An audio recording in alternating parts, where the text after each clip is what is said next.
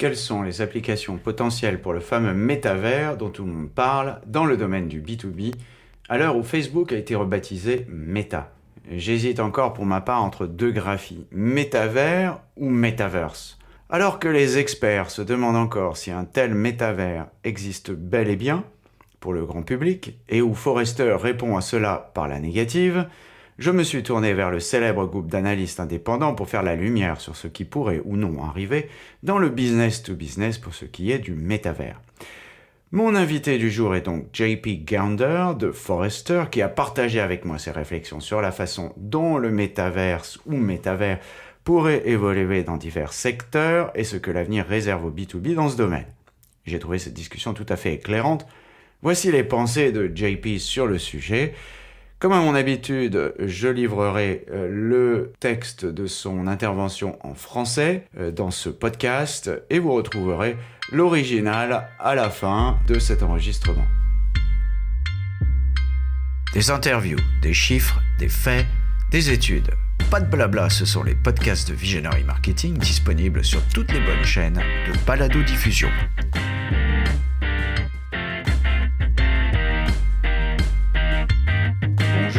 Bienvenue sur les podcasts de Visionary Marketing. Le sujet du jour, quelles pourraient être les applications potentielles du métavers dans le domaine du B2B avec JP Gounder de Forrester.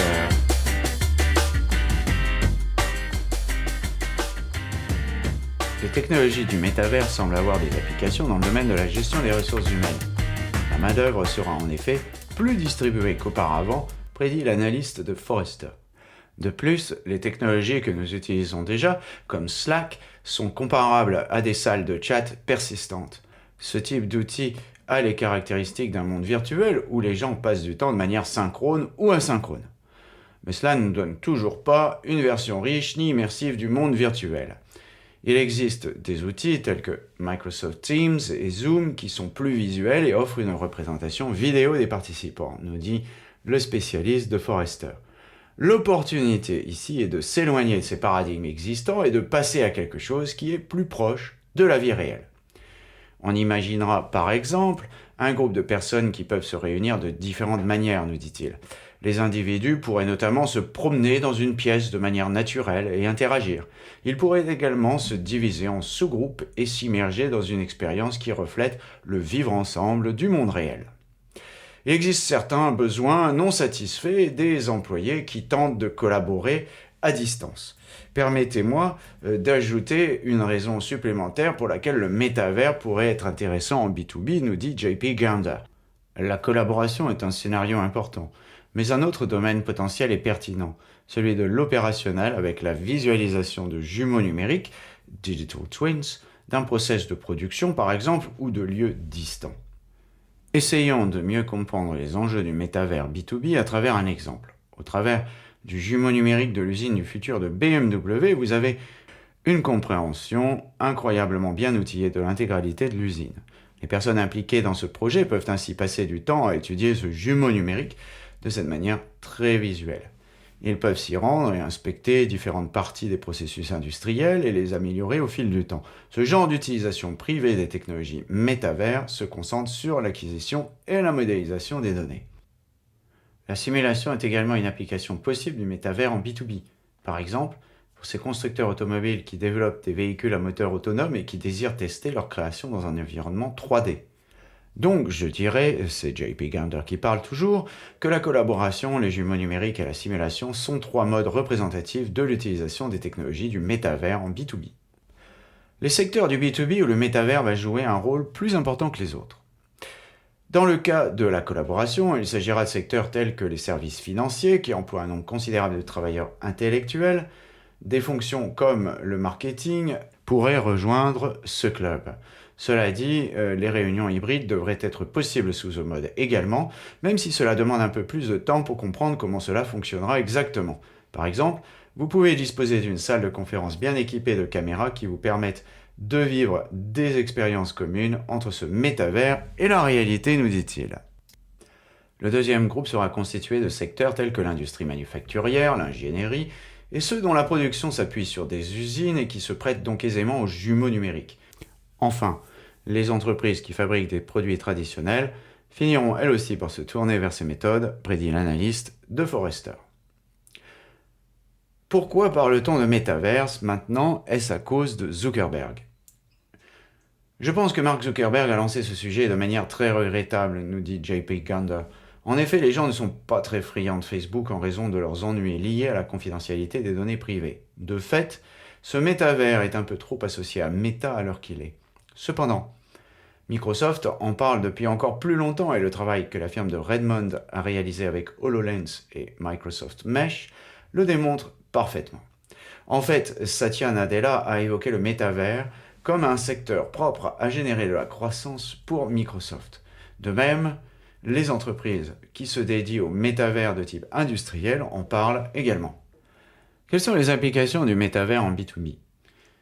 Il existe déjà des petits bouts de métavers en B2B ici et là, dit JP Gander. Examinons les 3 différentes catégories de technologies de communication qu'ils concernent en gardant à l'esprit que nous n'en sommes qu'au début.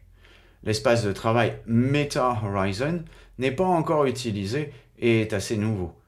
Mais ce que vous allez découvrir d'ici la fin de 2022, nous explique l'analyse de Forrester, ce sont les promesses de Microsoft qui veulent croiser ces initiatives de métavers et les intégrer dans Teams. Cela signifie que des centaines de millions de personnes y auront accès par tranche.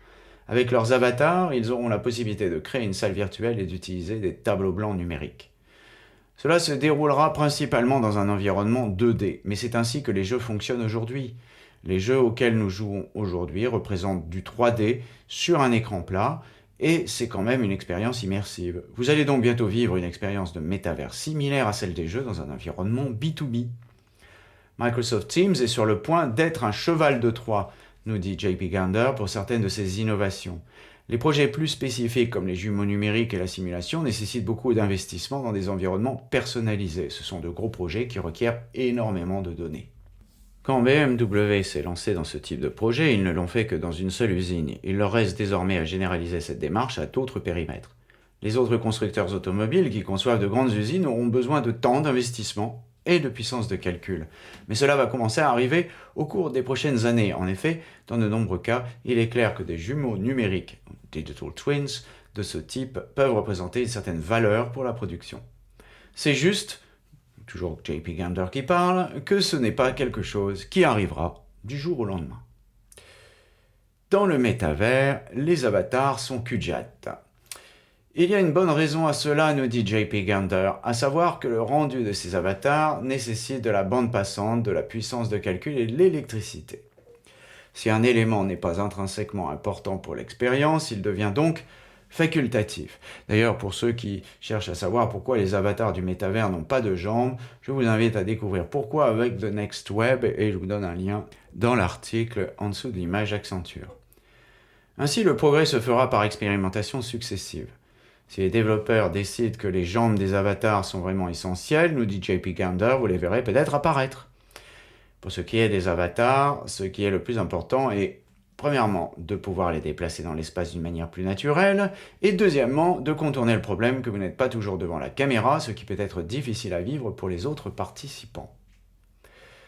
L'armée est-elle en avance sur le métavers? C'est un peu difficile à dire, nous dit JP Gander de Forrester. Les différentes armées du monde ne sont pas toujours transparentes sur leurs projets.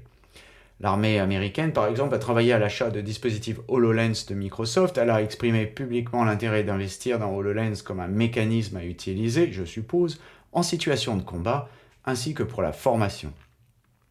Nous savons que la formation par réalité virtuelle est très courante dans l'armée, pour différents types de simulations, pour le vol aérien, la logistique, ainsi que pour le traitement du stress post-traumatique.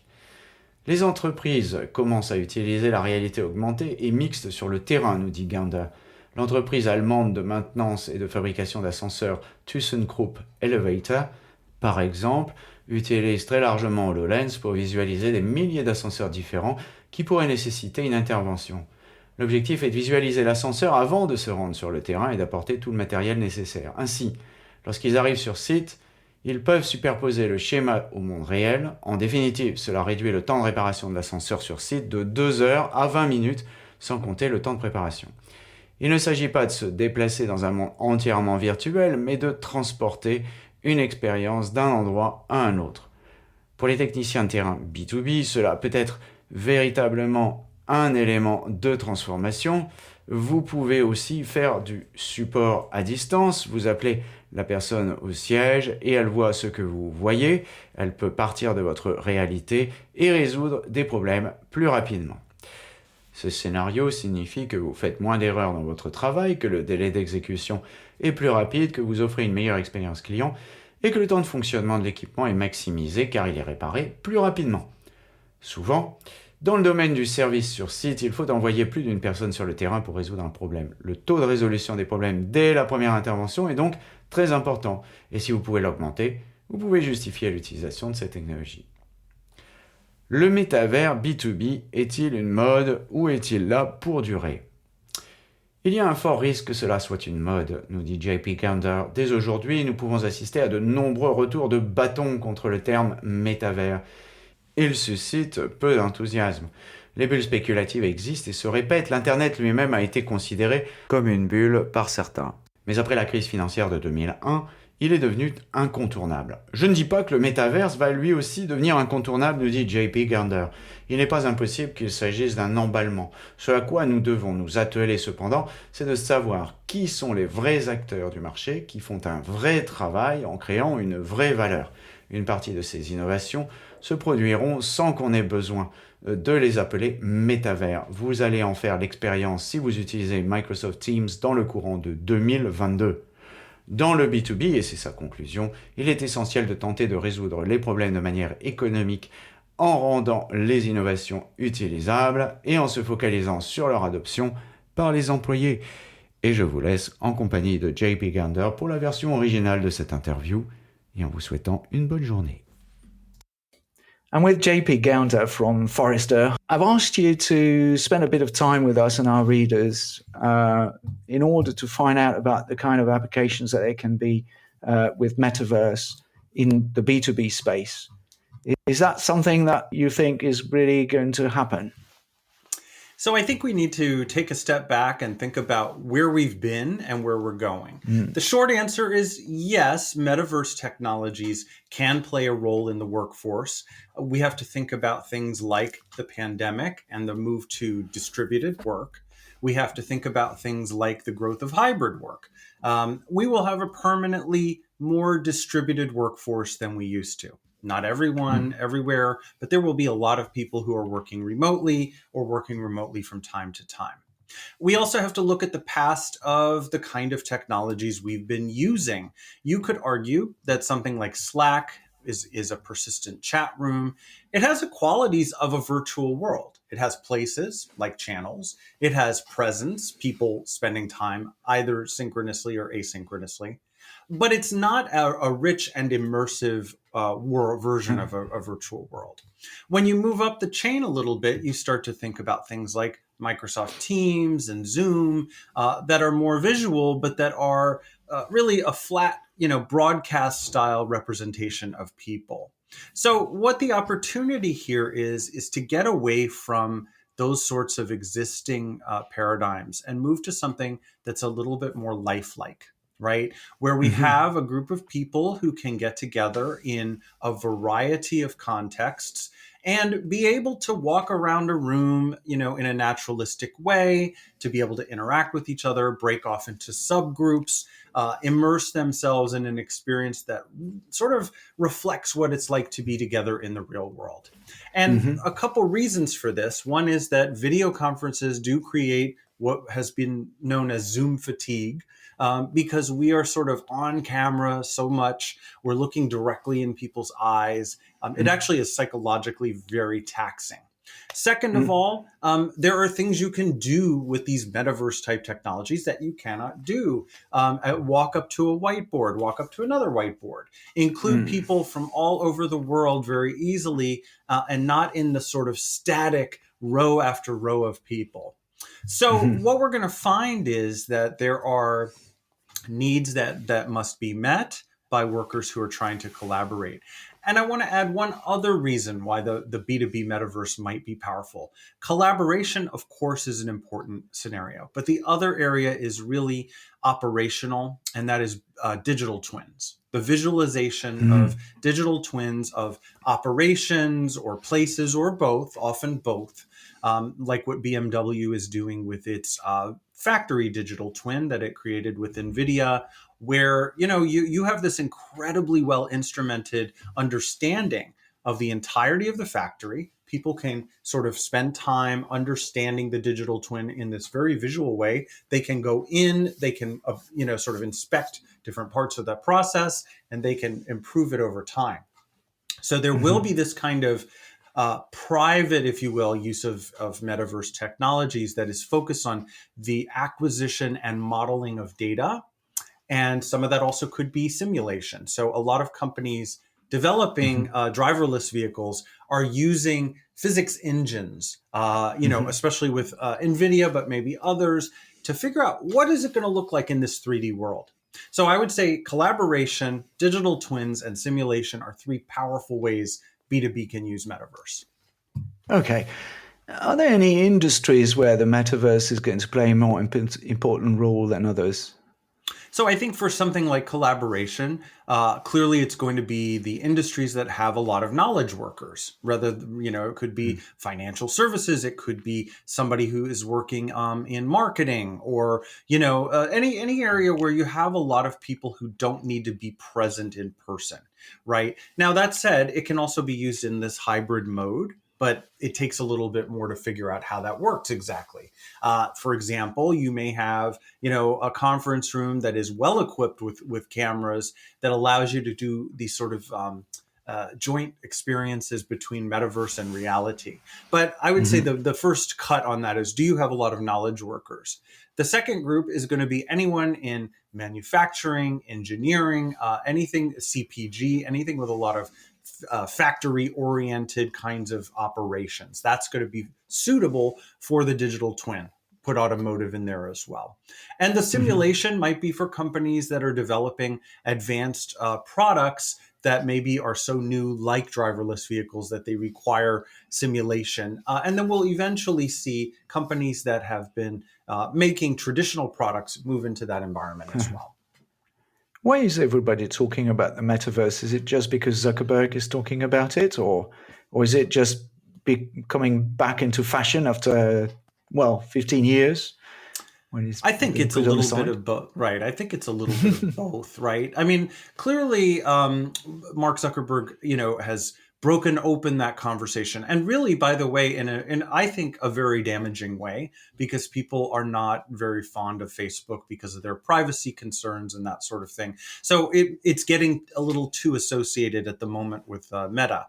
However, Microsoft has been talking about this for even longer, and the work they've done with HoloLens, Microsoft Mesh, they have been talking about this. And in fact, Satya Nadella has talked about metaverse as a growth area. And clearly companies like NVIDIA, who are very focused on enterprise and particularly, again, industrial kinds of metaverse, have been talking about it too. So part of it is definitely the way the media kind of, triggers around someone like Zuckerberg. But there is there is new technology. There are new emerging kinds of things that one can do that Neil Stephenson could only dream about 30 years ago when he coined the term, or Second Life couldn't really deliver on, 15 years ago or whatever. So there's a there, but as often is the case, there's far more hype, than necessary around this. Okay, well, time will tell. But when can we expect to see some of these applications of the metaverse for business to business, unless some of them have already been implemented? I don't know. There are little bits and pieces. So let's again look at the three different buckets. With communication technology, we only see just the very beginnings of this. And so the Meta Horizon workspace, no one is using it yet. I mean, it's really new. But what you're going to see by the end of 2022 is that Microsoft has said they are going to take their Microsoft Mesh experiences and integrate them into Teams. So that means hundreds of millions of people will be accessing, slices of it, like avatars, like the ability to create a virtual room, and the ability to use digital whiteboards. It will mostly be encountered in more of a 2D screen environment. But that's how games work today, right? We do lots of 3D gaming that is encountered on, a flat screen, and it's still immersive. So you're going to kind of, whether we call it, metaverse or not, Microsoft Teams is about to be a Trojan horse for some of these things. Okay. The more specialized things like digital twin and simulation require a lot of investment in customized environments. They require a lot of data. Those are big projects. So when BMW does it, they haven't done it except in one factory so far, right? They need to spread that out more deeply. Other automakers, others who are designing these really big factories, that's going to take a little bit of time and investment and compute power. But it'll start to happen over the next few years, because in many cases, it's clear that digital twins of this sort can create a certain amount of value to your operations. It's not something you do overnight. Just a stupid question. These avatars, will they have legs or not? Because apparently it seems like in the metaverse, nobody has legs. Yeah, it does seem like that, doesn't it? It's there's a serious reason behind that too, right? Which is that rendering these things takes bandwidth, it takes computing power, it takes electricity. And if something is not sort of inherently important to the experience, then it becomes kind of optional. And so, you're going to see a lot of different experimentation here. However, let's just remember that it's better, perhaps, it has a greater sense of presence than just popping into a Slack channel and typing text, right? It has a different set of things that it can do. And so therefore, we're still at the experimental design stage. And if people really decide that legs are essential, perhaps we'll see them. I'm more focused with the avatars just on the sense that you can move them around space in a more naturalistic way, A, and B, you're not always on camera, which can be very, very challenging for people. And in fact, I myself am often on camera all day, and I've gotten more used to it. But for many people, it is off-putting. Yeah, but it's true that we don't have legs as well when we're on right on camera. Video cameras. Okay, that's true. And maybe we should have this metaverse with snakes rather than people. Well, anyway. One of the things I noticed in the past, and I really mean the past, in the 1980s, for instance, with the night vision goggles in the military when I was working with them, and then in the 1990s with augmented reality, the military have always been, ahead of everyone else. And is it happening with the metaverse as well, or is it just something that they're not interested in? Well, it's a little bit hard to say. Obviously different militaries around the world are doing things that are not clear. The U.S. military, for example, has been working toward purchasing HoloLens devices from Microsoft. I think there might be some delay on that, and we'll see how that all turns out. But it was a publicly expressed interest to invest in HoloLens as a mechanism for use, I guess, in battle as well as for training.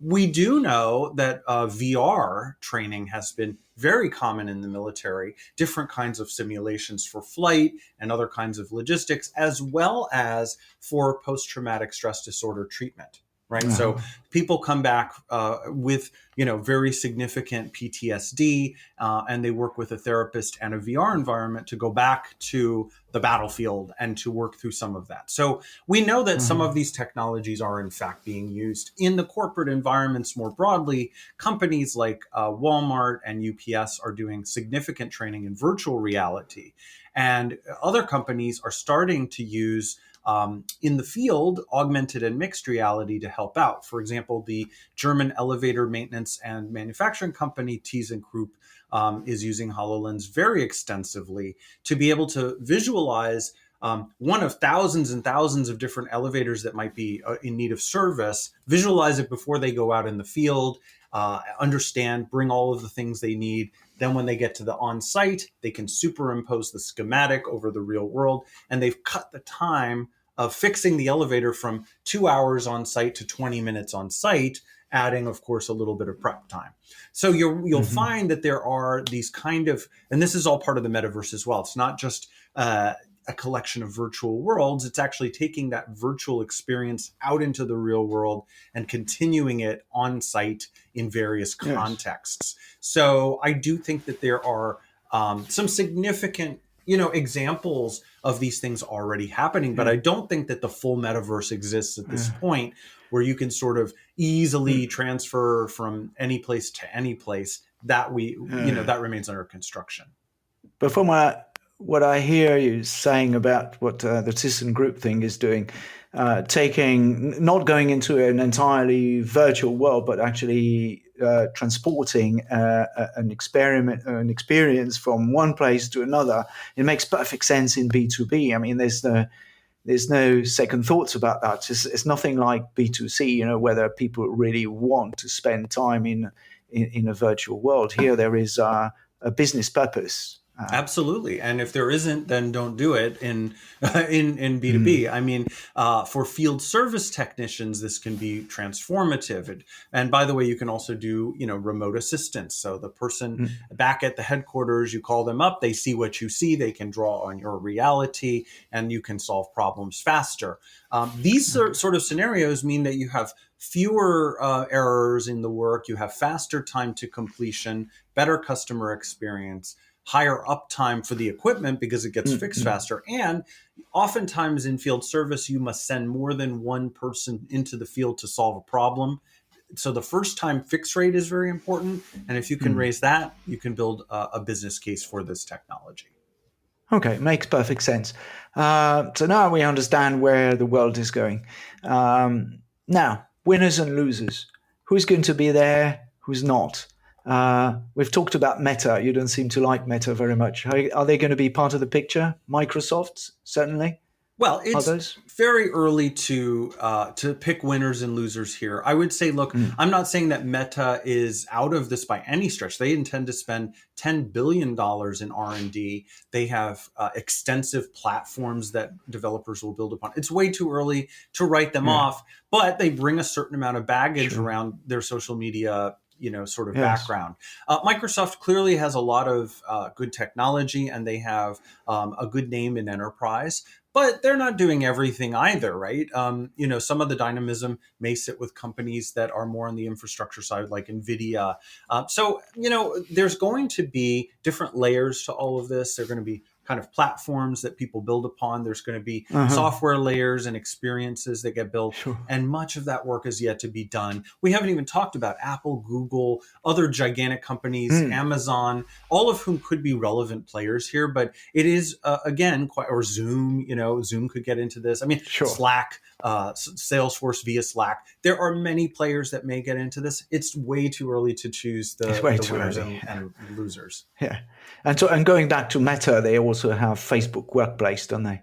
Exactly, right. And they've been hiring lots of very talented, experienced people in B2B. So, who knows what they will look like in a few years. IBM used to be a typewriter company, and look at them now. So, okay. All right, one for the road. Isn't there a risk that we find ourselves in a kind of bubble with the amount of noise surrounding the metaverse, and that maybe, in 2 weeks' time or 2 months' time, nobody talks about it anymore? Oh, absolutely a risk. Right now, there's a lot of blowback against the term metaverse. People don't like what they see initially. This is not, however, that unusual, right? We've both been in tech for a long time. There are always these hype bubbles that happen. The internet itself was considered a bubble by some, and there was a collapse of it financially in 2001. And guess what? The internet became everything. I'm not saying the metaverse will become everything, but it's not unexpected that this would be a frenzy. And what we need to get down to is what are the real players who are doing real work that create real value, and then we will know how this goes. But, I don't think it's a passing fad. And as I said, some of it will just happen without you calling it the metaverse. That's, you're going to experience it if you use Microsoft Teams later this year. Okay. You won't call it the metaverse, but it will be the metaverse. So we're not going through a Second Life rehash, are we? Well, I guess what we would say is on the consumer side, because of course, Second Life was largely a consumer experience. Jury remains out. Forrester's working on a big report on that right now to figure out what we think on that. And there's much more risk there. But I think on this B2B side, the enterprise side, solving problems is the key, and solving them economically and in a way that workers can embrace. And I think some of that was likely to happen over the next 5 to 10 years. Thank you very much, JP. I know your time is precious. Thank you very much for all your explanations. Everything is crystal clear now, and we know what to expect from the Metaverse. Thanks for having me. Des interviews, des chiffres, des faits, des études, pas de blabla. Ce sont les podcasts de Visionary Marketing, disponibles sur toutes les bonnes chaînes de balado-diffusion. Surtout, n'oubliez pas de mettre une bonne note à ce podcast si vous l'avez apprécié.